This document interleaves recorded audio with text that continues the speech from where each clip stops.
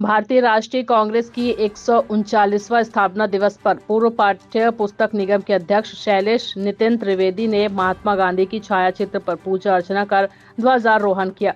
भारतीय राष्ट्रीय कांग्रेस के 139वां स्थापना दिवस पर सभी कांग्रेस जनों को हार्दिक बधाई एवं शुभकामनाएं दी। उन्होंने आगे कहा कि नागपुर में बहुत बड़ा आयोजन हो रहा है।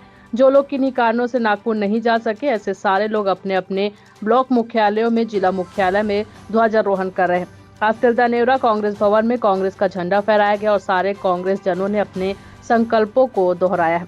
आगामी लोकसभा चुनाव में और आगामी हर चुनाव में हम अपनी एकता बनाए रखेंगे और एक बार फिर से कांग्रेस की सरकार बनाएंगे। कांग्रेस के कार्यकर्ताओं ने यह संकल्प लिया।